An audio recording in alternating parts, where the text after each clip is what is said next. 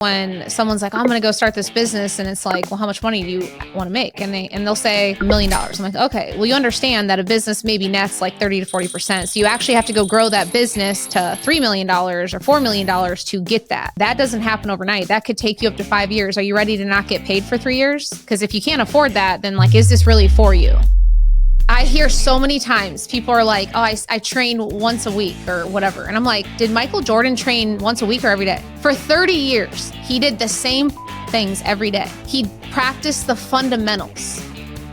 Let's say you have a killer salesperson, the best salesperson in the company by a large margin, but they violate a core value. Fired. Fired? Yeah, pretty simple. When you think about sales and you think about rolling out a sales team and training people, talk tracks or scripting or neither to get salespeople off the ground. Tiffany High, thank you so much for carving out time. I am sad that it's not in person, but I think we probably got that coming up soon as well. Yep. Yeah, I'm excited. I'm actually probably going to want to see you in about 6 weeks or so. Something like that. Yeah, we've got our twice a year Tampa encounter at Family Mastermind, which I love. Yep. So you own an 8-figure education platform called Results Driven REI. You also do hundreds of real estate transactions a year. We'll get into the nuances there. I want to talk investment strategy, but first I want to talk about building an 8-figure company. The coaching, consulting, creator community is like the aspirational career of every young person on the planet now. Coaches and consultants, what's the biggest mistake they're making right now? So, couple things. One, I will be very transparent that I don't think that I could successfully run results driven without the fact that either a partner, like either putting someone in place to run my investment company. I'm lucky enough that my husband is my business partner. So my husband, Josh, runs the real estate side and I run results driven. If I had to do both, there's no way I could have ever scaled it to 8 figures in my personal opinion. Like I would lose focus. And so I tend to see a lot of people chasing a lot of shiny objects. And so if you are going to grow a business, whether it's real estate or e-com or whatever it is, and then you want to go teach how you did that, you need to have operators in place running the day-to-day where you are not involved. I originally am the one that started Heels Homes before I ever even started dating Josh. And ultimately brought Josh in. We built the company. He eventually became the COO and runs the show now. But I didn't start Results Driven until I was what I call in stage 5 pinnacle of that company. I am not in the day-to-day operating it. The only thing I do for that company now is raise money. And so I think I see a lot of people chasing objects, and that's when I think things go south for people. So that would be my first piece of advice. And then second, it's all about people. And, not everyone can do this from the start. So when I started Heels Homes, I was broke. And so like I had to work my way up and to be able to afford people and groom people up the chain, where when I launched Results Driven, I was in a different position. And so when I launched Results Driven, I found my top line first. And so I went in and brought in the right leaders and said, all right, now you're going to go build your teams. And that's how we grew so fast. How did you build the team without any money? I had to make the money, man. I hustled. So, when I was, starting Heels Homes, my real estate side, I like telling the story because for people that are listening, but I didn't get into real estate to like chase some financial freedom. And does it give it you that? Absolutely. But I wasn't chasing that. I wasn't, falling into these traps of like, leave your 9 to 5. They're trapping you. Like, I don't agree with any of that stuff. I believe that jobs provide certainty and consistency in families' lives. And I think you can make a lot of money working for someone when you grow your skill sets, and you can do real estate on the side. The amount of pressure and financial risk in running a company is not for everyone. And so I want to call that out because I think like a lot of people get anxiety watching this stuff on social media. Well, I think you're right. And I also think that the reality is that if you look at the salaries of the high-performing CEOs on the planet, they exceed many entrepreneurs. Many. I mean, a lot. Oh my God. The people in the Fortune, several thousand companies are making many million a year consistently, reliably, W-2 income, full benefit package, better lifestyle than the entrepreneur. So I think that's a really very much worth highlighting. And that's just the CEOs, much less any of the high performing players in other areas. Yeah, I always try to put reality sometimes when someone's like, I'm going to go start this business. And it's like, well, how much money do you want to make? And they'll say, I'm making this up, $1 million. I'm like, okay, well, you understand that a business maybe nets like 30 to 40%. So you actually have to go grow that business to $3 million or $4 million to get that. And that doesn't happen overnight. That could take you up to 5 years. Are you ready to not get paid for 3 years? Because if you can't afford that, then like, is this really for you? And by the way, you might get sued along the way and go through all these problems. But anyways, and so the reason why I had jumped into real estate wasn't necessarily for money. It was my little brother, I'm the oldest of a big family, got diagnosed with cancer. And he was in high school. My other siblings were younger. And so I'm like, I got to go be there for my family. And I was traveling all over the country. And so I was on a flight Monday through Friday. And I was like, I literally cannot be there for my family doing this. And so someone was flipping houses that I knew, went and saw his flip. And I was like, well, if you can make 80 grand flipping this house, I can too. So how do I learn? And I maxed out my credit card that day, jumped into a program, took me 6 months to find my first deal. And I did about 35, 40 flips my first year. Yeah, that's fucking crazy. And so like 40 I really flips is a huge amount the first year. I was drowning, but I have a lot of issues that came that year that, that's why I do education today, I guess. But well, so I want to get back to the real estate side of things, but I've talked about it a ton and I want to go down that rabbit hole, but the business building side of things, I think is more applicable to me in this moment. Okay. So I'm going to scratch my own itch and then we'll get back to it. But you said something just now, earlier, which was you look at that as a stage 5 business. Yep. What does that mean? What is your framework for different business sizes and how does that impact how you run businesses today? Yep. So we have what we call 5 stages of the business. And now I'm going to talk about this towards real estate, not coaching, but it'll be the same aspect. So everyone starts in stage 1. This is where you're like a 1-2-man show, whether you're a partnership. And so when I relate this to real estate, it's like you're doing everything, right? You are acquisitions, dispo, transaction coordinating. You're doing everything. You're overwhelmed. You're burnout. No different than if you were a 1-man show starting any business. And so you're probably not tracking. You're not consistent. You're freelancing everything. Well, in the real estate space, in order to graduate to the next stage, first we have to master sales, right? Even if you're in the coaching space or anything, like you have to generate revenue. That's all that matters is I've got to learn how to generate revenue and master sales. That's what I say is the first thing you should do. You generate a lead, you close it. Then in stage 2, I'm a big believer that you stabilize and grow sales teams before anything else in the company. Because if I can bring revenue in consistently, then it helps me then have the money to fix and streamline other systems, processes that break. And so in stage 2 is my first job is to get someone on the phones and remove me from only being the person driving revenue. So in stage 1, I want to make sure that I get my hands and invest into a scalable sales process. And if you've never ran a company before, my guess is you're not a master sales manager. And so go pay for it. Like, don't waste your time. Go pay for someone's onboarding training. Even if it's not like exactly what you want, have a framework and a process for somebody else to repeat. Because if you hire someone in stage 2 and say, shadow me, that's when disasters happen. So we give them a framework, a process. We onboard them, we set them up for success, we train them daily. Like pouring into sales, a salesperson or two is going to be what gets you away from just driving revenue and then working a little bit more on streamlining the business, building other departments, etc. In stage 3, now if we relate this to real estate, in stage 2, most people are only doing one exit strategy, for example. They're either wholesaling, they're rehabbing, whatever, but yet they're spending $10,000 on marketing, hypothetically. If you spend 10 grand and I spend 10 grand, but I have multiple ways to make money off this lead and you only wholesale, I am more than likely going to make 3 times as much money than you on the cost of this lead. And so in stage 2, it's really important. Now in stage 1, we're just trying to master one thing, right? Like I just need to get really good at locking this deal up, closing it. And then in stage 2, it's like, I have to start by getting educated on how do I monetize the leads. So that's one thing that needs to happen. If it's in real estate, if I don't rehab, I at least need to learn first how, because you can't go do it without learning it. Then in the next stage, I continue to build out my sales team because I cannot be the one on the phones and operate the business. So in the 3rd stage, I still am the manager of the business in real estate. So I'm managing the team, but I am no longer on the phones. I am now managing a phone sales team.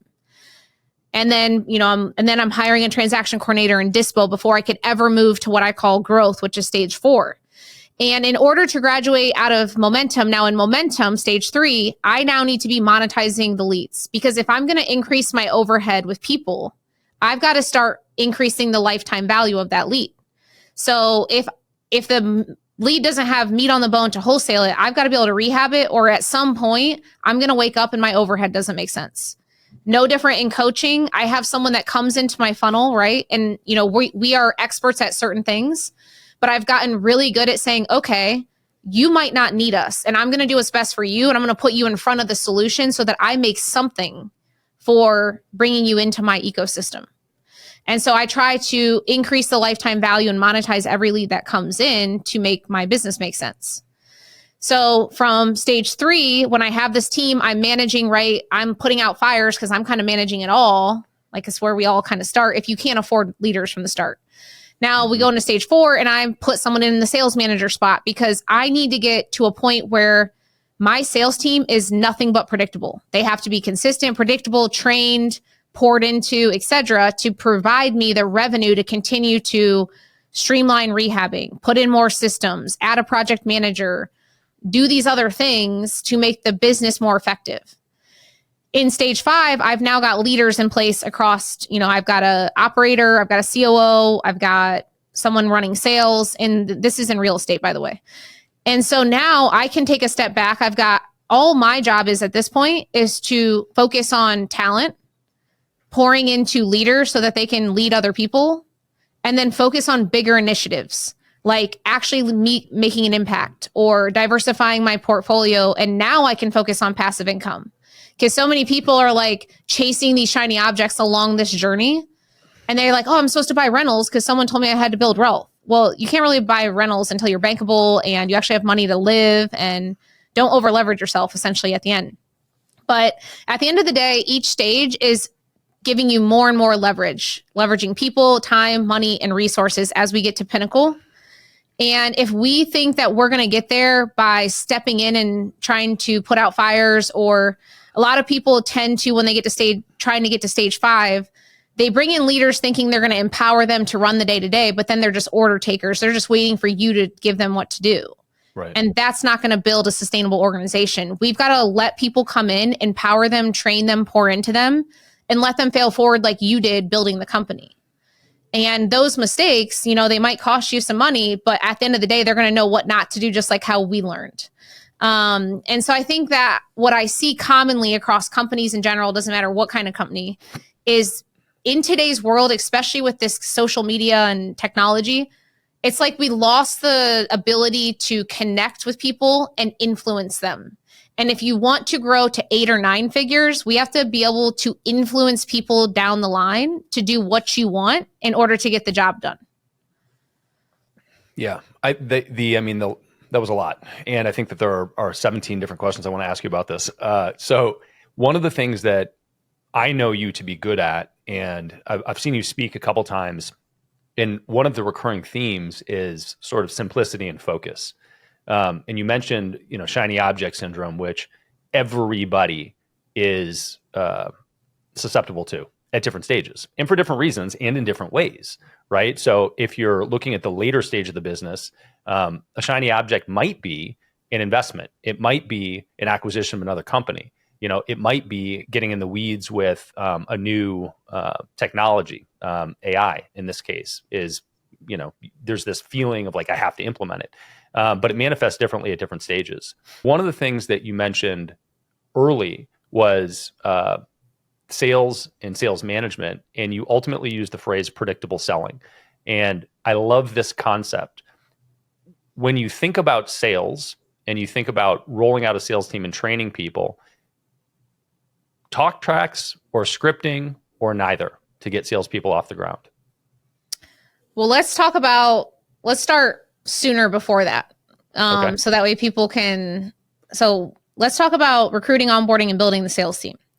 The first job is to put the right person in the seat, right? So depending on if you're, just getting started or 7 figures, The biggest mistake I see when people launch a business and try to grow it is they hire really fast, in terms of they'll hire mother, brother, sister, friend, or they'll only do one interview and not even put the right person in the seat in the beginning. So make sure you focus on putting the right person in the seat. We have a very structured 4-step interview process. It's very it is my biggest priority, is to recruit the right talent. Once that talent comes in, the next step is we have to onboard them effectively. And a lot of times across multiple companies, even 8-figure companies, I'm seeing such poor onboarding. And then they wonder why they're like this at 8 figures. And so they'll bring them in. They might have some type of videos or something. They throw them a script, maybe ask them to shadow another person, and that's their way of onboarding. At what point does onboarding start in the recruitment process? Do you look at the onboarding as like, as soon as you're hired, this is onboarding? Do you look at it as the job post is the beginning of onboarding? Do you look at it as it's onboarding is the first day of hire for us. Okay. We have a different structure that goes before that. Got it. So we put them through like a full-blown working interview, everything. But when we get to onboarding, day one, and I think a lot of people skip the fundamentals on just even day one. It's like on day one, you're coming in, we're talking HR, paperwork, helping them understand the why, core values. We're giving them the good and the bad examples of core values, the standards we live in, the mantras we live by in this office, what we accept and don't accept in our culture, because we want to set standards. And a lot of people forget to set standards in their operation. I want to give you an example of this because I think it's so important across so many companies.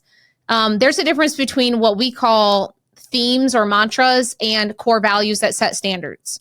Your core values for us are things like teamwork, integrity, respect, and we give them examples of that. And one lesson I learned over the last 2 years actually was what commitment means to me, which is one of my core values, is very different than what commitment could mean to you. So in the interview process, we have a whole exercise of how we get to know someone, their core values. And then when we go over our core values, I say, here's the example of what commitment means to me and what good looks like. And then here's what bad looks like for someone else might mean commitment to them. And so I just want to make sure we're aligned on what it means to us. When they start on that first day, we're going over that. Then we go over what we call our themes. And in our office, we have 3 themes. We have one that's called Live Above the Line. So if you ever heard of Urban Meyer, championship winning coach, he has a book called Above the Line. And what he does is he paints a red line on the football field. And when the football team comes out to practice and you step over that red line, you leave your shit past the red line. Like we've all got cancer, disease, breakups, like we've all got shit happening in our life. But when you step over the red line and you come to work, we're here for one mission. And now there is a time and a place for a leader, right? If something's going on in your life or whatever, that's when we come behind closed doors and we have those heartfelt conversations. But if you come onto my sales floor and you're bitching about how someone broke up with you last night, it is very normal in my office for someone, and when you make it fun, it's fun. But someone will literally probably tap him on the shoulder and say, hey, man, that's living below the line. Can you please step outside the office and come back in when you're ready to be above the line? And that happens all the time. And so they'll come back in and it's a signal, like it's a symbol of leave your shit at the door. We have one that's called 1% better every day. And so ultimately, if you want people to perform at work, we need to make sure that they're performing outside of work. And so we live this out personally, professionally. And so we have hats and shirts that we give employees only that say 1% better. And ultimately, like I've got 3 leaders right now doing 75 hard. I've got, everyone in my office is like doing some fit exercise together. They're doing reading books together, doing whatever, because we live in the front line saying, this is about not just being better here, but at home. And when you're better at home, you perform better at work. So we have this 1% better theme. And then we have what we call do whatever it takes. And so in the military, they say mission, then team, then individual. And we live by that in our office. And so we have this theme of like, if we tell them in the interview process, hey, this is what this means to us. If say you guys have a team goal and Monday is the deadline and it's Friday at 5 and you're $5,000 behind it, literally you're like one deal or one sale away. If you're the player that checks out at 5 just because you're supposed to leave at 5, you aren't a fit for here. We want players that do whatever it takes for that whole team to hit their goal. Are you on the same page with us? And this is why we recruit a lot of athletes and military people, because they understand that if we've got a championship to win, we don't give a shit if it's 5 p.m. Like we're going to do whatever it takes to win the game. Yeah. And so those are what we call themes that we live by, mantras. And I think a lot of organizations are missing those. And if you come into my office, there's red tape on the ground when you walk in. People are wearing 1% better hats. They're constantly reminded of what we stand by in this office. And so I think ultimately, at least your high performers, dude, they live and breathe that. Like, it drives them to be in an organization that focuses on making them better on and off the field, right? Yeah. And then from there, we start day one of onboarding. We're explaining that in the morning. And I think the reason why I went deep into that is because if you don't set that standard on day one, I mean, someone can become cancer pretty fast. Totally agree. I asked earlier about the launch of onboarding versus the ramp to getting them to onboarding because, and I want to ask you about the theme versus core values, but internally at Easy Pay Direct, we look at how we present core values and the culture of the company through the job post, through the interview process, through the screening, so that when you get to quote unquote day one of onboarding, none of that's a surprise, right? We're reinforcing the belief system at that point versus launching it or trying to. Yeah, correct. But I couldn't agree more that like, if you don't do that early, unwinding those behaviors is much more difficult than establishing them. How do you see the difference between, or how do you define core values versus themes in this context? That's a good question. Core values, we do this exercise in our interviews with everyone, and we say, hey, name 3 people that know you and they know, and you know them. So it can't be like Michael Jordan if they don't know you, that you look up to, and then write 5 qualities under each 3 of them that you look up to. And so we'll circle and you'll see a theme between them. And so we'll really get to know somebody around, like, do they align with what's core to us? And core values should offend you if broken. And sometimes people slap a core value up because it looks sexy and it's on somebody else's company. But like, if somebody, I'll give you an example, Teamwork's one of ours. So if a transaction coordinator goes to a closer and says, hey, I can't get this person on the phone, but you've been talking to them, do you think you could try? And they're like, no, that's not my job. I would fire them on the spot because that's offending. Like, that is literally breaking the core value, black and white. Now for me, like, one of my personal core values is loyalty. I'm a very loyal person. A lot of my vendors across my companies, I have been loyal through all their growth pains, everything. As long as they're loyal to me, I'm loyal back. And like, until you break that, I'm all in. Now at work, like, if someone's not loyal to their boyfriend or girlfriend, like, I don't know, like, it's not really my problem. Don't really care as long as you perform at work. So like, it's not my core value at work because, like, at the end of the day, it's just, I have core values that are work specific. In terms of the mantras, I guess I've never really been asked, like, why isn't it a core value? It's more of like a theme in the sense of, for example, the 1% better. Like, we got a group of people doing 75 hard. We got a group doing book clubs. I'm not going to force someone to do that, but I am going to encourage and influence it in my atmosphere, hoping that it influences them and makes them better people over time, if that makes sense. So one of the differentiators that I heard was core values. It's offensive when somebody breaks the core values. You are fundamentally different people. The theme is you probably do things like this because of your core values, but you may or may not, and it's not going to be offensive if you don't participate in 75 hard. Yeah. I mean, my whole office isn't doing it. If someone's not fit in my office, like, it is what it is, right? Like, but I'm hoping that my 1% better and then them being influenced by other people doing it make a positive impact on their life. Ultimately, like, my themes are really trying to influence positivity in my team.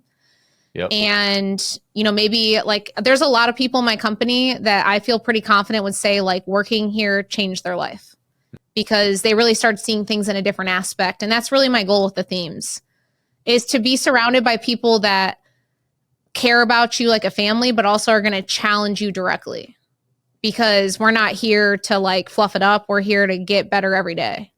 I think Reed Hastings, Netflix founder, is known for saying, we're not a family, we're a team. Yep. And I like that construct for the reasons you just said, which is, this is not a unconditional love no matter what situation. This is we're all trying to execute something really important. And if you're not leveling up and living as an A player on our team, then you're probably not the right fit for the team. Doesn't mean you're a bad person, it means you're not the right fit for the team.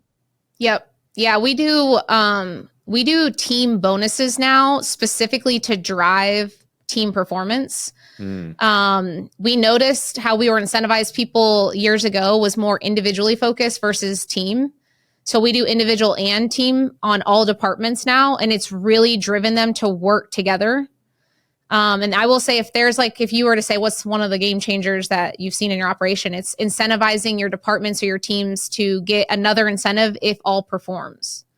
Because then that's when they really tap each other on the shoulders. And it's like, look, now the leaders are like, hey man, you're not just impacting yourself. Like, you realize your man to your left and your right, they're not going to get a chance at this because you are doing X, Y, Z. Yeah. And so team bonuses have helped a lot. Yeah, that makes sense. So I started by asking you about sales scripts and sales bullets. And what I heard as a foundation was, first of all, find the right people. And second, work on mindset and behaviors before all else, before you work on tactics. Is that a fair summary of the approach towards sales? So we don't believe in having to hire people with sales experience to make them killers. Like, we know that if you are coachable, you are a core value fit, maybe you have the skill set to learn it, right? Like, maybe you were in a role where you had to communicate with people and you can communicate. And you're growth oriented, that's important to us, then I will turn you into a closer. So as long as I equip you with the right onboarding and I train you daily and I communicate effectively, I set clear expectations and I hold you accountable, I will turn you into an assassin. But it's when people think, oh, I have to go hire these people with experience because I don't have training, I don't have good onboarding, so I'm just going to resort to that. That's when it becomes a shit show. And it might help you like temporarily, right? Because like we all are like wearing 100 hats when we get started. But that's ultimately what happens is, and I've been there, I did it. It drives a culture that you aren't determining, because like you're bringing in someone because you think, oh, they're going to make up for some weakness I have. The reality is you can invest in that. Like, on the real estate side, we believe in onboarding, training, and management. So we built that for people. They don't have to go spend the 100 hours making the 50 videos. Like, we've done all that so that your life can just be focused on leading people. And I think a lot of that's in almost every industry. Like, the onboarding, that I invested in for the education side wasn't exactly what I wanted, but it was better than not having onboarding and processes. And so I started with that. And then I eventually developed my own once I had the team size to have the time. Yeah, I think, one of the things that's challenging for up and coming entrepreneurs is the frequency with which people talk about strategy and mindset and becoming a better entrepreneur and a better person. And when you're tiny, it's like, yeah, shut the fuck up and tell me what I'm supposed to do to make money. and it's not until you get big enough where you realize, oh man, that is the path to everything. It is how you think about it. It is how you drive things. And the approach that you take is dictated by how you think about it. You mentioned if you don't have the skill set, and you said in stage 2 to train the salespeople, bring on a sales manager. How do you go about finding the sales manager that helps you do that early on if you don't have the capacity to do that? So there's 2 ways you can go about this. One, if you have the finances and the ability to hire the sales manager, awesome, then hire them. But you still have to equip them with the onboarding, training, and tools for them to go use. And so, or you can hire like what I have done in both companies now, even on results driven. I don't know how to make a funnel for my life if my life depended on it. Like, I don't know how to connect a landing page to anything. I don't know how to do this stuff. So therefore, there is no way in hell I could train the leader I bring in.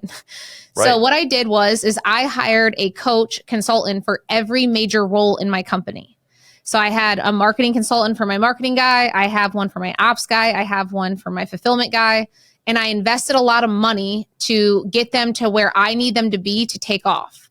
Now, and that's what I realized I needed when I was building real estate. I was like, man, if my deal flow could just stay consistent, I could go fix all these other problems.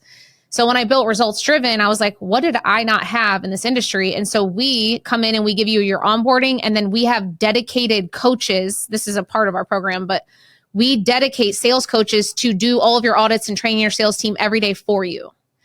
And so ultimately, that's similar to what I did in results driven, only I hired it in. Now we're at a point where I don't need it, but it filled a gap for me temporarily. And so it really just depends, like, do you have the resources to hire that person from the top and tell them to go build it all? Because that person will be expensive. Or can I hire a temporary agency or help to get me, like, bridge some type of gap? It's never going to be perfect in the beginning. And it's really about, like, your skill set, what you came into building a business with, and how much money you have to really pour into it.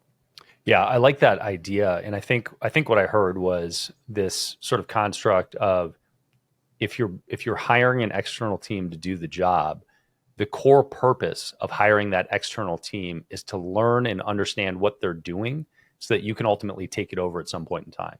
Correct. But you should never hire an external team or agency to abdicate the responsibility and think they're just going to do it for you. You should leverage their skill set to learn it all so you can ultimately create it yourself in-house and then teach your own team and grow. Yep. I mean, for example, on results driven, I remember I'm like, I don't have a sales process for this. And so I think we bought, like, Cole Gordon in the beginning or something. His onboarding, his process, we don't use any of it now, but it helped bridge a gap. We learned stuff from it that we like and didn't like. And then from there, we build our own. But ultimately, like, I tell my students, like, my job right now is to get you to a point where you actually perform consistently. And simultaneously, while I'm training your team, I need to teach you the skill set, because you need to take it over, or it's not going to make financial sense for you long term. And so most people want to, like, keep them buying stuff. But I'm like, look, I want you to build the skill set. So I have a coach dedicated to training your team, while we have someone else that trains you so that you can take that over. And so that's really the approach I've taken on results driven. Is I set clear expectations with any consultant I hire, like, hey, I'm bringing you on for this time period. This is what I need to learn by this time. Or can we both agree that you're going to refund my money? Because I need to learn the skill set so you don't have to keep jumping in, essentially. Got it. That lesson is so important in basically all areas of business, which is be clear on the outcome that you want from the start. And a lot of the time, people don't know what they don't know. And so they think that they can hire somebody to solve the problem. But if you don't spend the time thinking about where you want to go, you're going to find yourself 6 months later, 8 months later, a year later, still doing the same shit and having just spent a lot of money. And maybe you'll have forward progress, or maybe you'll be in the same place. But so your objective is define the outcome, pay for somebody to help you get there, and be clear on that path from jump. Yeah. And you want to understand that outcome, like you said, because they might not be the solution. And if you don't come in saying, this is what I want out of this, can you do it or not? So that you and the vendor are also on the same page. Like, you don't want to go into something spending 30, 50 grand and then not be on the same page of the outcome. Okay. I still didn't get an answer to, when you're training salespeople, do you train them with a script or a talk track or shadowing? What's the approach to actually getting good salespeople? Yep.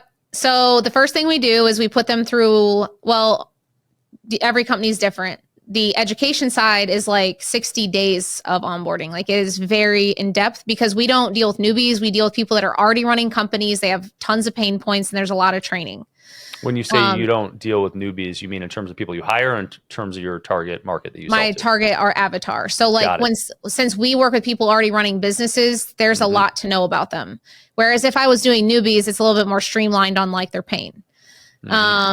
So anyways, but in Heels Homes, we have 1 week of onboarding, or videos, quizzes, assessments. And one of the big things I think companies also fail on is, when you're onboarding someone, you have to understand if they're retaining the information, and you're failing them if you aren't. So for example, if, say, we start on day one on sales psychology in the real estate side, I have an entire assessment that you take after that. And if you don't pass it, guess what? You're going to go do it again. Because I don't want to put you on the phone to not set you up for success. So my job is to make sure that you actually retain and learn what I'm having you watch. And a lot of times people will just be like, here's the videos, and then throw you on the phone or something. And that's not going to work. Then on week 2 in the real estate side, we then do what we call hands-on development. So we say, here's the goal. And I'm making this up right now, but let's just say it's like, I'm going to take you through 30 sellers. By the end of the 30 sellers, you're probably going to go through X, Y, and Z. And I want to overcome X, Y, and Z by the end of this week. I'm going to hold your hand. I'm going to audit every call you do. I'm going to whisper into your calls. I'm going to pour into you. And then we have a whole path to like once they're off the phones or once they're on the phones by themselves without our guidance. And the last thing I want to do is really have someone like thrown on a phone and be like, go figure it out. And if you can't figure it out in 2 weeks, which I've heard some big gurus say, it's like, you're not even equipping them to succeed. I mean, I don't get that. I don't agree with that philosophy. And then ultimately, I always give this analogy for people because I'm a basketball player. So I do a lot of basketball analogies, but I hear so many times people are like, oh, I train once a week or whatever. And I'm like, did Michael Jordan train once a week or every day? Okay, not only did he train every day, but what did he do every day? For 30 years, he did the same fucking things every day. He did layups every day, free throws every day. He practiced the fundamentals. And so in sales, as their leader, it's our job to make sure that they perfect the fundamentals because those are what wins games. And so ultimately, for example, in the real estate side, driving pain is a fundamental. So we'll spend a whole week on driving pain, and then the next week will be a whole week on something else. So we rotate like 4 to 6 different fundamentals, and then we keep training the same thing over and over because sales is a sport, right? So like it's easy in common nature for us to fall off the process. And then the next question I give people is, okay, so walk me through how often you're auditing their calls. And they'll tell me like either none or some or whatever. I'm like, okay, cool. What did Michael Jordan do after every single game? He watches film, right? And so he has a whole locker room of coaches watching film, pausing, playing X's, O's, hands you a playbook and says, okay, this is what you got to do by the next game for us to improve. A salesperson deserves that. And if they're not watching film with you, there's no fucking way that they know if they're falling off process or not. So they're not failing themselves, you're failing them. And so like when it comes to sales, a lot of times the inconsistency is due to lack of leadership and training versus the individuals themselves most times. As long as the person has the willingness, the coachability, and a skill set coming into it, it typically falls on the leaders of why someone's not performing. Now, the talk tracks versus the script is different for, I think, every company. In real estate, we try to stick to a script, but we do develop skill sets so they can overcome certain things that come. In the real estate side, we do have a script, but it is more skill-based. So they need to understand that when someone says XYZ, they need to have the skill to drive the pain. Like I can't script that for them. Mm-hmm. And so one thing we're working on really hard right now in Results Driven is working on those skills versus them reading a script or anything. Yeah, I love that. I love that answer too. And I think that there are a ton of analogies across any industry, any sport, that all functionally say the same thing. And when I think about sales, we lean heavy into scripting. And it's not because we need you to say the exact same thing every time, but it's because once you get that down, that informs you got it. And it informs the path that you go down and what those typical jump points are. And if somebody throws you off track, it's very easy to snap back on if you have the script in your head. And similarly, there is no actor that's any good that does a movie or a show or a play, anything that doesn't rehearse the fuck out of the script. And the only objection you get from people that say, I don't like scripting is it sounds canned. It sounds inauthentic. And it's like, well, yeah, motherfucker, you didn't rehearse it enough. You know, everything sounds inauthentic if you don't rehearse it and you just read the script. You need to practice it. You need to practice it all day, every day until it's second nature. And then you get into intonation, inflection, and variance, and you can play with things, but not until you get the fundamentals down to be able to actually go through it. Yeah, it's like when you look at basketball again, it's like you have a play, like you come down the court with the intention of a play. So you call out the play, that's the script. You've practiced it 10,000 times. But if something happens in the middle of that play, you have to have the skill to respond to that. Mm-hmm. But at the end of the day, there's a reason why we come down the court and every time we call a play. Like it's stuff that we've practiced, it's repeatable, it's predictable, but we've still got to be able to respond and read the play if something comes off track. Well, while we're on sales, let's say you have a killer salesperson, best salesperson in the company by a large margin, but they violate a core value. Fired. You keep them fired. Yeah, pretty simple.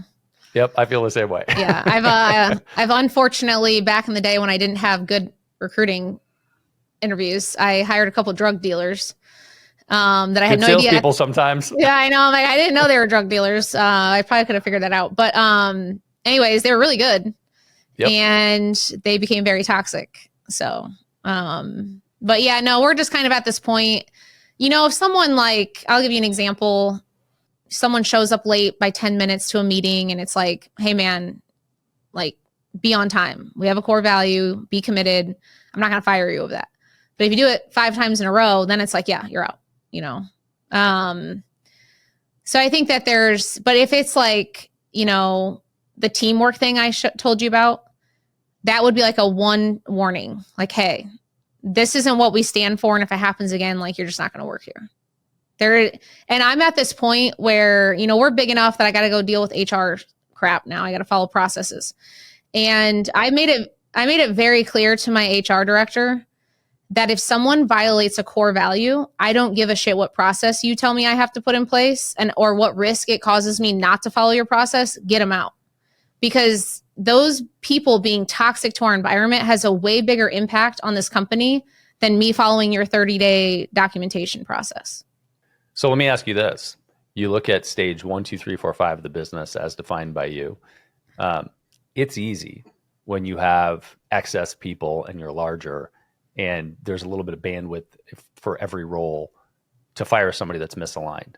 Let's say that you're going from solopreneur to a 2 or 3 person team, and you realize that you've got a killer salesperson that is making it rain, and you're in stage 2 selling. They are driving those sales, but you realize that they're misaligned with culture. Do you fire them then? Dude, that's a tough one. I get it. If you ask me why I built results driven, has a lot to do with it. Cause I was trapped when I was first building Heels Homes. Those were when I happened to hire those couple drug dealers. And I'm like, damn, these guys are performing and I don't have the capacity. Like if I fire them, I have to do it. Mm-hmm. And you know what lesson I learned along that journey? I'll never forget. I hired this guy who's one of my sales trainers now. He's on day 3 at the company and Josh is still on the phones. I'm still managing a bunch. He comes walking into my office, storms in, opens the door and was like, he's like, that out there, if that's what you fucking put up with, I'm out. And he's like, make the decision right now. So Josh stood up and fired them on the spot. And it was an eye opener to me of the amount of anxiety, stress, overwhelm that I had by keeping them because I was afraid to lose revenue versus doing what was right. And so now if I look back, I'm like, why was I afraid to let them go? And it's because, dude, I didn't have training. Like I didn't have onboarding training, the tools I have today. And I was like, I got to go figure this out. How am I going to onboard someone and keep deals flowing? And so that's why when I built Results Driven, I said, man, the biggest pain someone in stage 1 and 2 have is they don't have the time to drive revenue and, go build the onboarding, the trainings, the tools, the tracking. And so I said, if I could come in and be a franchise in a box, a business in a box without equity, I'm going to do that. And so I build your whole back end so that every role already has their onboarding built, every scorecard you already have. Like you don't have to lose sleep at night that you have the infrastructure. Because what happens is when you're first getting started, you have no infrastructure. You're just kind of figuring it out. So if I can equip you with that infrastructure, it should make you a little bit easier. And then you can adapt it later on when you have the capacity to breathe and make it your own. Yeah, you use the words do the right thing, and which ironically is a core value of Easy Pay to Rex. But I'd like to reframe that for anybody that sounds fluffy to, and say there's a logical approach too, which is that when you had a performing manager come in and you had a very small team and he said, hey, there are 2 people out there that are creating a terrible environment, and you went out and fired them on the spot. And you said, because it was the right thing to do, I think. Another way to look at that is it was pragmatically the best path forward for you, because while you got rid of some revenue on the front end, it created the culture that ultimately was sustainable to grow the business. And I think it's very hard to make choices that are very clearly a better long-term solution because of the short-term pain they cause. And I think it's important for people to assess those things in the moment because the emotional response is real for almost all entrepreneurs. And I think you run into it at lots of stages, but I think it's an important delineation for people. Yeah. I learned a lot of lessons on all of that last decade. What is the number one hiring mistake new entrepreneurs make? I think they don't put enough time into the recruiting process. And so they typically will do like one interview, if that, or they'll hire a family friend, someone that they know, without really doing the right due diligence, making sure that they have the skill set, that they'll fit into your culture, they align with your core values, and it just creates a disaster. So how did you come up with your core values? Did you do them as a team collectively, or did you sort of dictate them and say, hey, based on my personal values, this is what our team core values are going to be, and then I'm just going to find people that are aligned to them? I made them based on what I wanted the organization to be. So I did a whole exercise of like everything that mattered to me, I wrote out, and then you go through it again and you're like, okay, if someone else in the workplace were to do XYZ, would this offend me or not? Because if someone breaks that core value, it should deeply offend you. And certain things did, certain things didn't. But ultimately, it's your organization. I mean, you want people that come in and fit into the culture and the environment that you're trying to build. That's just my personal opinion. So, like, I'm very deliberate that there is a certain type of person that I want to come into this environment. I look at a lot of things in life like this. I look at personal relationships this way, and I look at companies and business relationships this way. You can be an amazing person. My choice to not have you in my life is not a reflection of you being a good or bad person. It's a reflection of the outcome that I'm after and the path that I've decided I'm going to take to get to that outcome. And you may or may not be a fit, whether you're a good person or not. Yeah, I agree with that. Yeah. And I think, I'd say one of the biggest mistakes in the last 2 years I've probably made, even after knowing and learning all these lessons, was holding on to people for too long when you realize they're not the right fit. I've gotten better at that. I would say I still struggle a little bit, which is why I have people in place now that it's their job to figure it out, not me. Because I am. Yeah. What do you think allowed you to make that shift to let go of people quicker when you realized they weren't a good fit?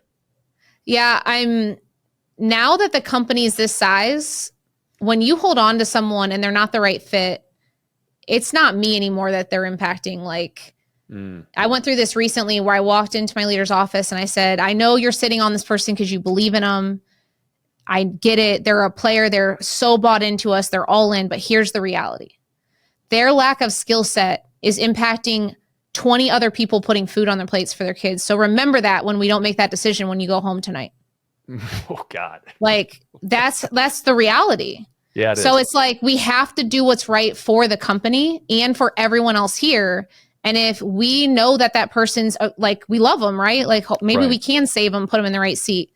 But the reality is like their skill set, they will thrive somewhere else doing what they're good at, etc., versus sitting here impacting 20 other people. Yep. And so that took me a long time, a lot of years to like, I don't want to say the word be cold to, because in the past I'd be like, but they care, like be pragmatic. And now I'm just kind of like, look, there's 20 other people getting impacted. It is what it is. Like, it's time to move past it. But they know, I'm very confident that people know I will do everything to make it right. I will pour into you, and I will only get there, and I will only do that when I realize there is just no going back. Like, you don't have the skill set to do what we need you to do to get the outcome. Yeah. There are a few things that ring true with me there. One is I fundamentally believe that if somebody gets terminated and they're surprised, it's my fault. It's management's fault.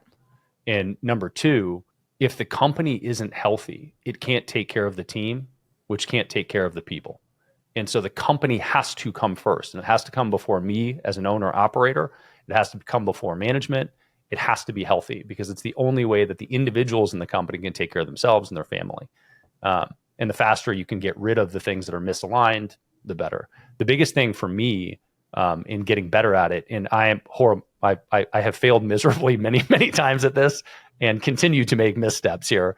But we brought on a full-time recruiter about a year ago, and having a full-time recruiter in-house has alleviated the stress around replacing people or finding new people so much because it was on my plate before. Whether it's that or it's just having a clean system to hire, train, develop, you need to have something that lowers the barrier to get new people on the team and get them indoctrinated into the company and up and running if you want to be comfortable letting go of people. Yeah, I'm going through that right now, actually. It was funny because I went out to this workshop recently. This guy's like, yeah, I hired 40 sales reps in the last 2 weeks. I'm like, how is that possible? And they're like, I went out to 10 recruiting firms and I said, this is what I need. Here's the deadline. And he got it done. And I'm like, dude, I'm taking months just to put 2 people in their seat.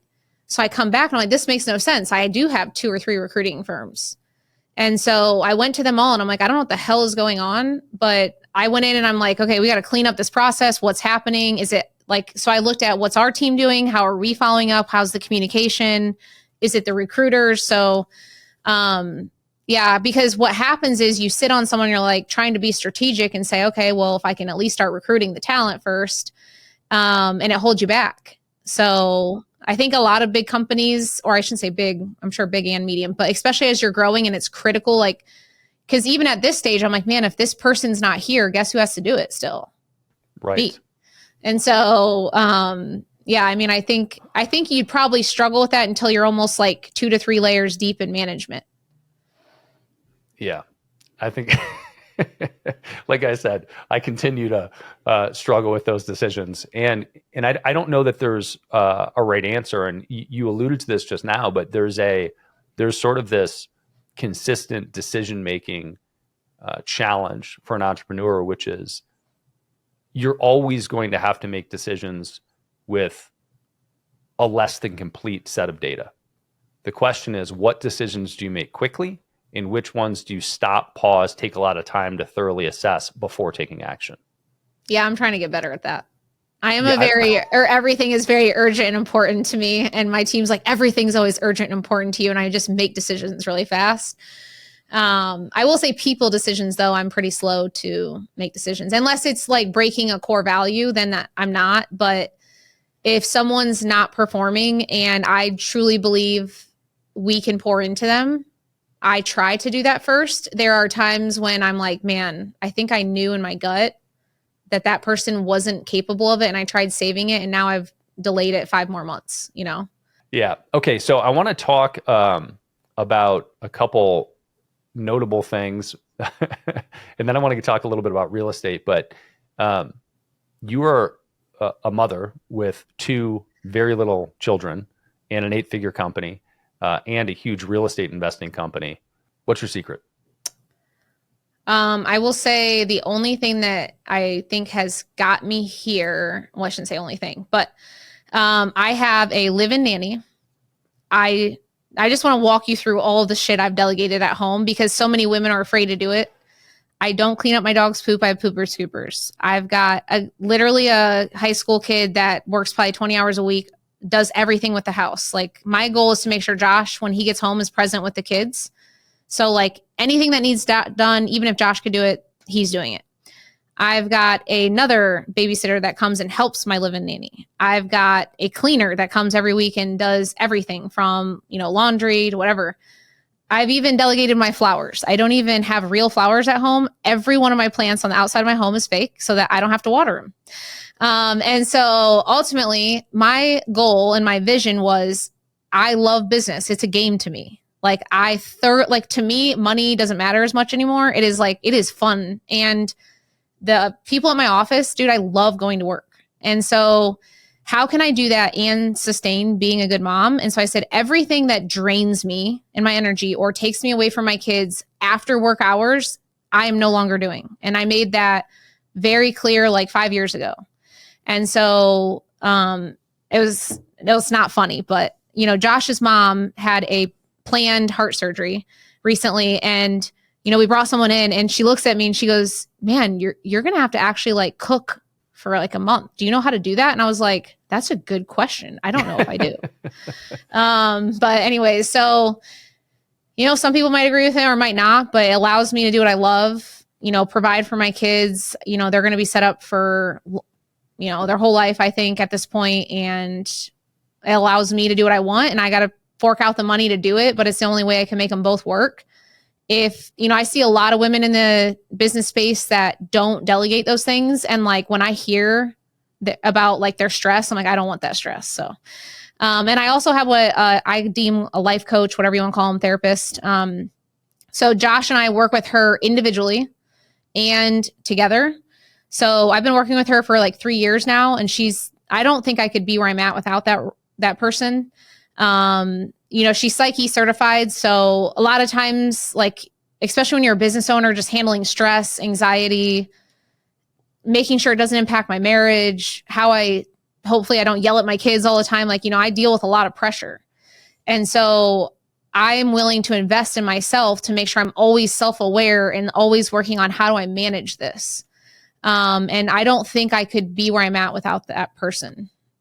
I would say out of everything else, like, even if I had to start doing cooking and stuff, like, I can't live without my life coach. You mentioned that you grew up with very little money. How did you transition from the poor mindset to being comfortable having a robust staff to take care of a bunch of pedantic shit in your life to make your life easier? Well, I was very fortunate in the sense of, and I'm grateful, not to go deep, but like, I lost my father to drugs when I was little, lived on a street corner, but my mom ended up meeting my dad now when I was young. So like, call it 3 years old, got married when I was 8. And I'll never forget the day they were going to get married. And he goes to my mom and says, "Hey, it's 4 months to our wedding. I want you to know I just quit my job and I'm going to start a company." And my mom like almost beat his ass. I'll never forget that day. Like, physically, they're like fighting. And my dad's like, "I believe in myself. I'm going to do this." And so I just remember watching that. And then he took out a $5,000 loan at the time. He looked at me, I'm 8 years old, and he's like, "We're going to the garage. Here's a phone." It was like a dial phone. And he goes, "Here's a script. Open that phone book and every number, dial down the line and read that script out loud. Don't come back in the house until you've gotten 3 people to say yes." And I was his first employee. And back then I was just like, okay, cool. This sounds fun. That's and the cheapest labor ever. He like bribed me with something. I don't know, probably candy or something. But anyways, I worked for him until I graduated. And we went from like literally having nothing to doing pretty well in our life, And so like, I got to see this person like transform how I went from living in a trailer with 13 kids broke, negotiating candy bars at a factory, to like watching my dad now be the head sponsor for all the sports teams. And like, and so I got to see that transformation. And the one thing he taught me along that journey was to believe in myself. And so I've always been one to bet on myself. And out of all those things I had to go through growing up, it was like left on me. Like, I'm the one that had to figure out how to get out of it. My mom wasn't there to save me. Like, I didn't have anyone handing me anything. So I had to figure out how to negotiate my way through to survive. And that helped me a lot. Obviously, it was traumatizing that I had to get over as an adult, because I made a lot of crazy, overcoming, keeping people on staff. All that was very hard for me because of my childhood. And that's why I say like having a life coach has been awesome, because, most CEOs, I would say, had some level of trauma or like something that they had to overcome. And once you start managing a 8-figure operation, that trauma or those things that you weren't good at and just kind of got you to that $1 million is not going to sustain an 8-figure company. And so you have to change who you are. And the first step is you have to be willing to change. And so I always like reference the law of the lid with John C. Maxwell. Like, if you want to be, if you are a level 4 organization right now, it's probably because you're a level 4 leader. And if you want to be a level 8, you have to be willing to become a level 8 leader. And so every quarter I have an exercise that Josh and I do where we sit there and reflect and say, who am I today? Where am I trying to go? And do I even have the skill set? Am I the person that deserves it? Am I the mom that deserves it? Like, if something's happening in my life, it's because that's what I deserve in my life today. And if I want something greater, bigger, better, then I have to become the person that deserves it. And most people don't think like that. They have to fix their mindset and really wrap their head around like, well, you're not getting it because of you, not because of other people. Yeah, that goes back to what we were saying before, which is the thought process, the mentality is the beginning of all the actions and strategy. And if you don't get that part right, you're never going to get there. Yeah, I think it's about just belief, making bets on yourself, and every entrepreneur fails. And it's just a matter of like, that's why I always say, it's not for everyone. And I hate all the social media and the ads and like be your own boss and all this dumb shit. Cause it's like, you have no idea what goes in. Like I've already been served 3 lawsuits this week. Like, Sweet. I don't, now I just grab them with a smile, but it's like, it takes someone that knows how to handle pressure for that stuff. It does. And belief is a slippery bitch, because how you establish belief is beyond me. And I think that you can sort of beat it into yourself. You can have this repetitive, do something over and over and over and over and over. And eventually that becomes the norm in your life and you establish belief. Intellectually, there are lots of things that I have a hard time believing because I challenge them and I'm like, is that real? Is that accurate or not? And I'll go over and over. Religion, God, I think are the typical large ones of intellectualizing them. A very good friend of mine years ago said to me, it's more important that a belief serves you than that it's true. And I think that that's a beautiful sentiment and something that's important to remember when you need to believe something different or you need to shift your behavior to get to the outcome that you're after. Yeah, I agree with that. Yeah, you're making me reflect on, like, I guess I did have a couple key people in my life that believed in me. And so I think that helped influence my belief in myself. I'm sure people really struggle if maybe they didn't have anyone that had a belief in them. I'm sure that would be hard to bet on yourself, if that makes sense. For sure. And to me, the answer is do more shit. Because if you sit there and just have no belief in yourself, it's never going to change unless you do some stuff that establishes belief.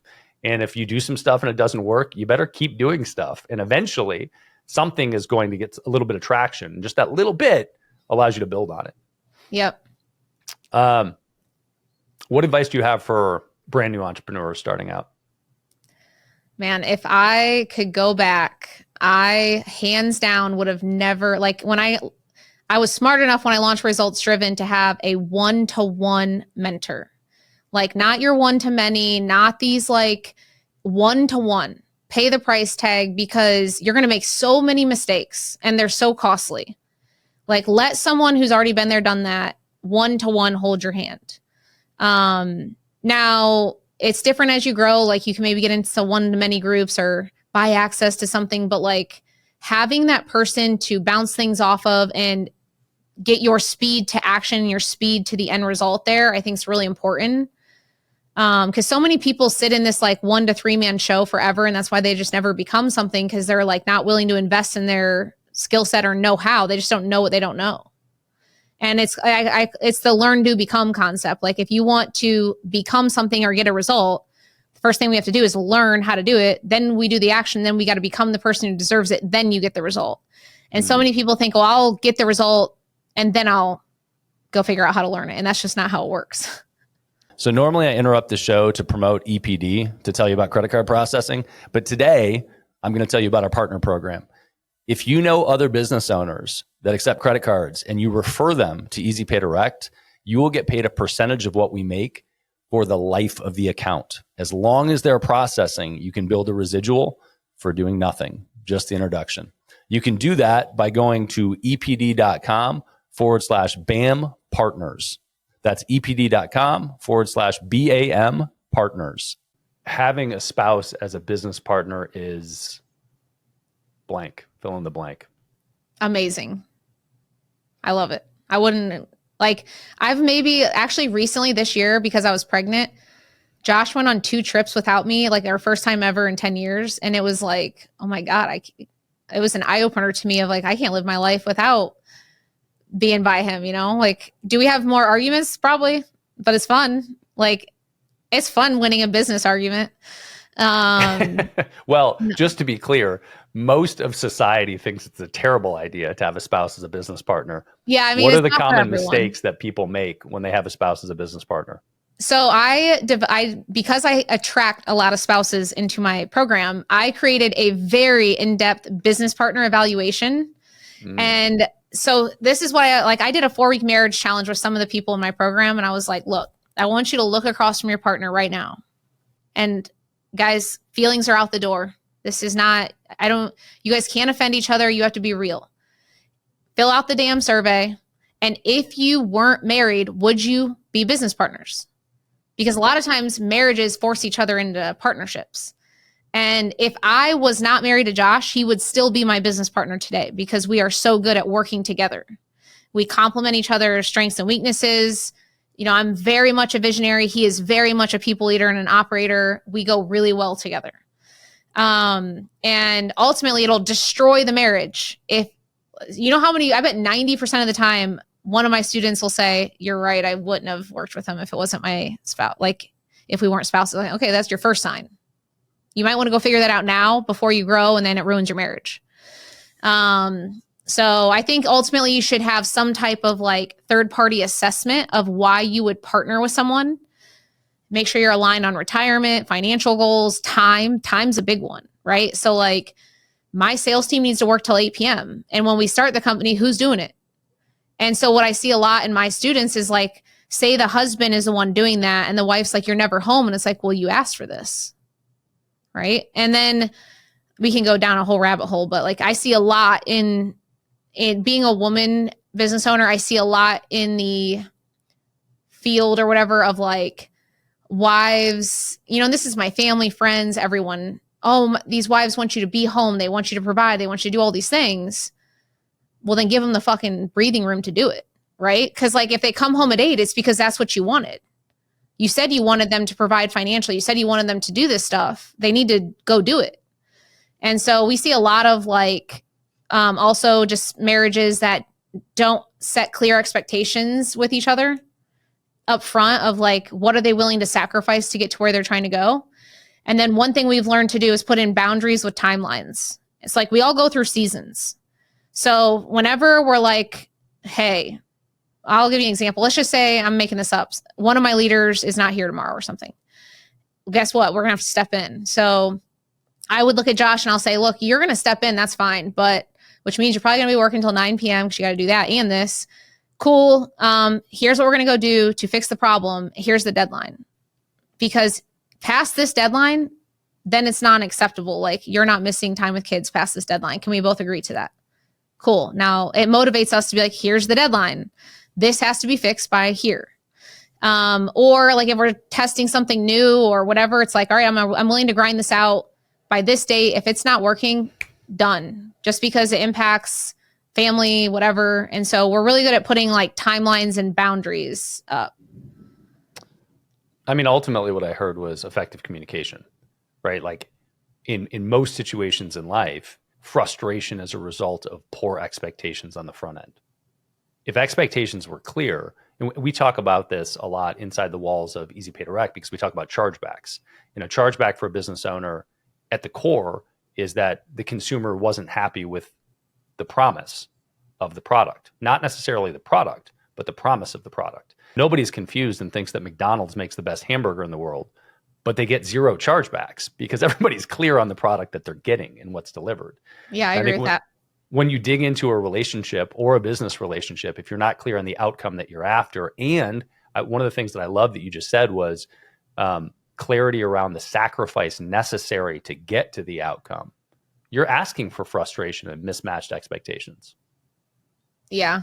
Yeah, I think this is a big one that, obviously, especially when I wasn't young when I got married, but if I was young and got married, I wouldn't have thought about those things. And even whether you're in business or not, it's before we elope here, what are you expecting out of me? And what am I expecting out of you? Because I see so much. I mean, I cannot explain to you how often I see more on the women's side than anything of well, you need to provide, you need to do this, you need to do this. And it's cool.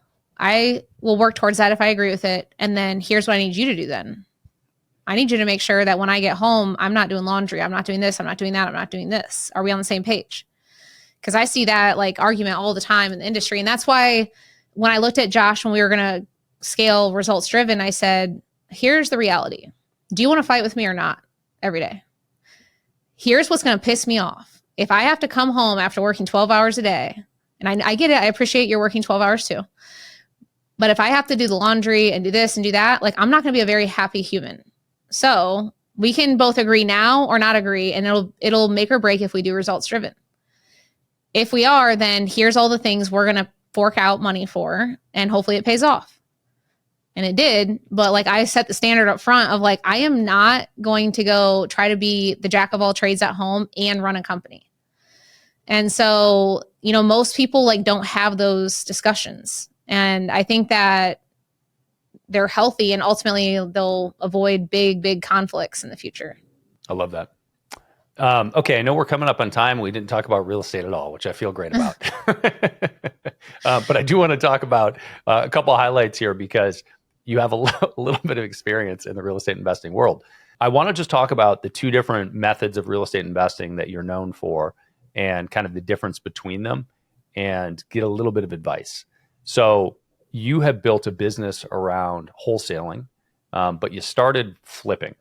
And flipping houses, for definitions here, I think people that listen to the show have heard this a lot of times and know, but wholesaling basically is finding, hopefully, an undervalued piece of real estate, putting a contract on it, and then selling that contract to an investor that wants to actually do something with the property. And then you make a margin in between.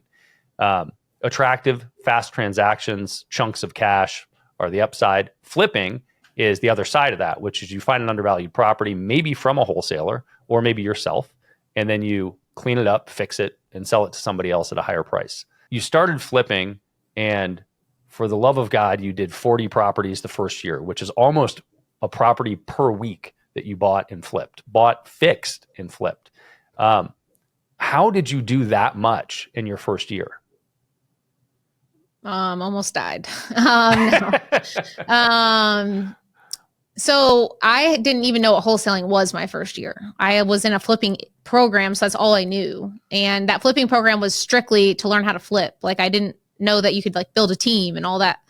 And so I get into flipping. I didn't listen to half the program, got into like contractor issues. I could go on forever about stories my first year. Well, I tapped Josh on the shoulder at like 2 a.m. one night, and I'm like, honey, I have to make money really fast. And I heard this word wholesaling this week, and I got to go figure out what this is. So I'm maxing out our credit card again, and I'm going to an event this weekend. So I go to an event, and I'll never forget, and it was for experienced wholesalers. So I get in, I'm like, never wholesaled. And I stand up in the middle of the room, and I'm like, what does assignment mean? And everyone's like laughing their asses off at me. So I had 5 houses in contract to rehab at that time to start.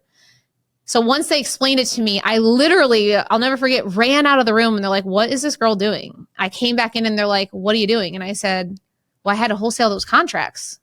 I just sold all 5 contracts in the hall, and I think I did like $250,000 on them.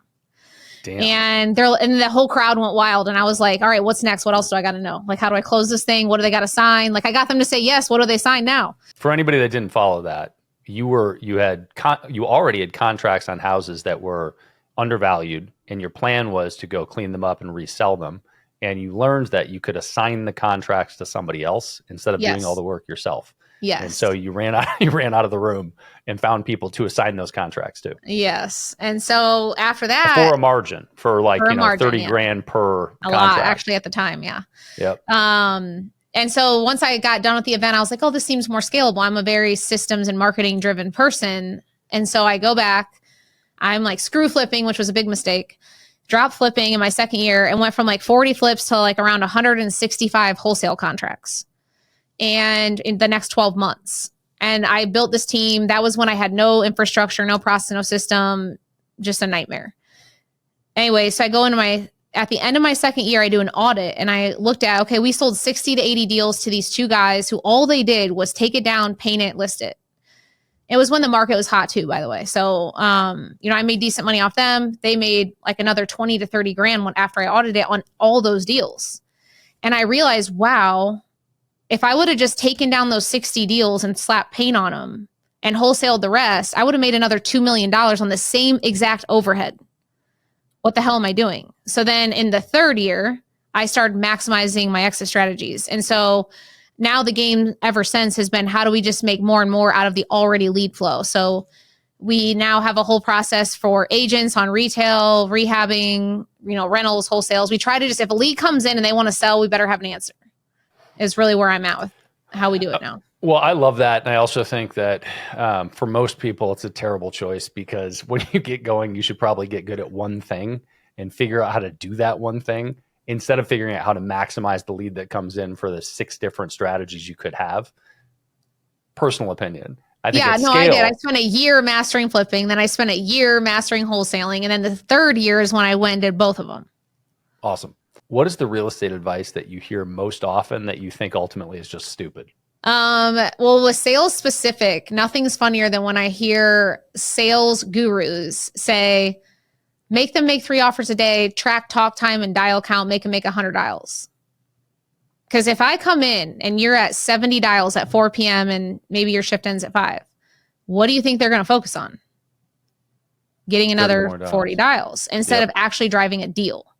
And so I was taught, unfortunately, to do that. And that's still being taught out there. And then I woke up one day and was like, dial count doesn't drive revenue. Deals do. Offers do. And so we have 3 or 4 core KPIs that they are held accountable to that drive revenue. Now, do we track dial count and all that in a leadership report? Yes, because those are a KPI that measures effort essentially. So if someone is not performing, then I can go and look at, okay, what's happening across left to right, that I can pinpoint what could be happening in their KPIs. But yeah, I think that ultimately some people are truly not, like, they're teaching certain things that they haven't scaled themselves for a long period of time, right? So like, it's one thing if you did 100 deals this year, and if you start coaching next year, the reality is you haven't failed enough. You haven't even put enough infrastructure in. You haven't tested 30 different things. And so just be careful with all that, especially in sales. And I always focus on sales because revenue should be your number one priority, because it fixes everything else. Wait, so you think that you should actually become really good at something before you call yourself a coach and teach other people? Yes. So how do you think AI is going to impact wholesaling? I've been thinking about that a lot lately. I'm just going to keep making money while I can, and we'll see what happens. Because you see all these things come out. Well, here's what I don't think will happen. What I think is going to happen is there's going to be AI stuff out there soon where you just put in your information, get immediate offers. The problem is people in distress situations need to feel heard. They have to work out their situations, and you can't really do that through a system. Now, some you can. Some are like low-hanging fruit, get the offer through an AI somehow, and it'll be more normal to probably just sign a contract without talking to anyone. But most people in full distress need to have that communication, and you're still going to need a human being or something to reason with them. I don't know if that will go away. Now, will AI agents come out and they're the ones reasoning with them? I don't know, maybe, but that would be, ultimately, you still need somebody reasoning with them, whether it's, I guess, a robot someday or not, but. Don't fear the robots. I don't know. I don't know what to think anymore. I'm just hoping I make enough money that by the time robots take over, I'm just okay. That's basically I can survive. How I feel too. I'm cool living in a trailer if I have to, but I'm just hoping I have enough money to do that. So. Yep. I'm actively investing time, energy into that space. And I also kind of have this general feeling of, let me just make as much money as I can right now, so that if the robots take over, everything will be chill. Yeah. I hear that a lot. What question do you wish I would have asked you today, but didn't? If there's any females out there that listen to our conversation, maybe something around what drives you to wake up every single day and literally work 8-10 hours, grind it out, make no time for yourself half the time. While you have kids, you have a husband, you have a family, you have siblings, you got all these things, right? Managing 80 employees, what actually makes you want to do that? Because I think that has a big piece of the driving factor behind making it worth it. I think that's a really good question. And it's very common for people that have some other significant purpose in their life to rationalize mediocrity in one area in the name of the passion and purpose in the other area. So, what does drive you when you have two young kids and a family to wake up and run an 8-figure business with 80 employees? I got it's evolved over time, but one, I just love business. It's fun for me, right? Like can it be stressful? Yes, but it's fun. I had nothing. I've had nothing. And one thing I'll never forget, and I remember when Lee Arnold was speaking at Family, and he gets off stage, right? And he tells me his margins, and I walk up to him and I'm like, Lee, why would I go after what you're doing when I kind of make more money on the bottom line than you being a fraction of the size? And he looks at me and he goes, well, what's your purpose? And I said, why are you asking me that? He goes, because my purpose is to bring more people to God. So like, I don't really care what my bottom line is. My job is to bring thousands of people to Christ. And I said, oh, that makes sense. I said, that's not my purpose. And I used to get caught up on like some of these guys that have like, I want to solve world hunger, right? I'm like, man, I just had nothing growing up. And when my dad built that company, which by the way, wasn't massive, right? It's just like I lived a normal life after that. But to me, that was like transformational. So when he did that, one thing I'll never forget that he did along the journey is he gave everyone around him experiences. And what I mean by that is like for Christmas and holidays and all these things, like every employee and every kid of his employees got Santa gifts and all these things. And he would take them to weekend trips. And I just remember being like, I want to be able to do that. I want to be able to provide experiences that otherwise they don't get to do that matter to me. And so for this last couple of years was my first couple of years where I'm like, I actually feel like I had enough money and breathing room to spend money like that.